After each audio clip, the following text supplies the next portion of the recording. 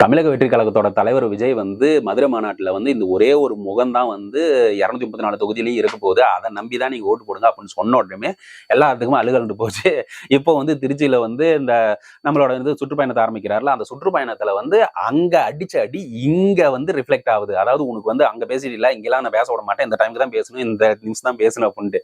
ஏன்னா பயம் அதிகமாயிருச்சு போல இருக்கு. அதுவும் இனம் புரியாத பயம். ஓகே, பயம்னா ஒரு ஒரு ஓகே, இந்த பயம் இதனை பார்த்து பயம் அப்படின்னு சொல்லிட்டு ஒரு இனம் தெரிஞ்சா உடனே அந்த இனத்தை பார்த்து நீங்க வந்து கிளாரிஃபை பண்ணி அதில் அப்படியே அடக்கி கொண்டு போயிருவீங்க. ஆனா தளபதி விஜயை பார்த்து இனமே புரியாத ஒரு பயம் வந்துருச்சு. உங்களுக்கு என்ன பயம்னே தெரியல, ஆனா பயம் வந்துருச்சு. அதனால உங்களுக்கு என்ன பண்ணும் தெரியாம, ஓகே இந்த நிமிஷத்துல மட்டும் நீ பேசிட்டு போயிரு, பின்னாடி யாருமே வரக்கூடாது. ஏன்னா யாரும் வரக்கூடாதுன்னா கூட்டம் வந்து காட்ட முடியாதுல்ல. அப்போ எங்களோட கூட்டம் வந்து இங்க கம்மியா இருக்குது அப்படின்னு சொல்றதுக்கு நிறைய விஷயங்களை நீங்க என்னென்னமோ உங்களுக்கு கன்வீனியன்ட்டா எல்லாம் சொல்லி காவல்துறை வச்சு கண்ட்ரோல் பண்ணிட்டீங்க. ஓகே, ஆனா எங்களுக்கு கொடுத்த அந்த 20 நிமிஷம் அந்த 25 நிமிஷமே எங்களுக்கு போதும் தலைவா. நாங்க இதை வச்சு மக்கள் மனசுல வந்து எப்படி இடம் பிடிக்கிறோம், ஆல்ரெடி இடம் பிடிச்சாச்சு, அது ஒரு விஷயம். ஆனா மக்கள் மனசுல இந்த சுற்றுப்பயணத்துல இந்த அடுத்த ஒரு 3 மாதங்களுக்கு யாரெல்லாம் எங்களை எதிரி கட்சின்னு நினைக்கிறீங்களோ சிம்ம சொப்பனமா இருக்குங்கிறது மட்டும் நான் சொல்லிக்கிறேன்.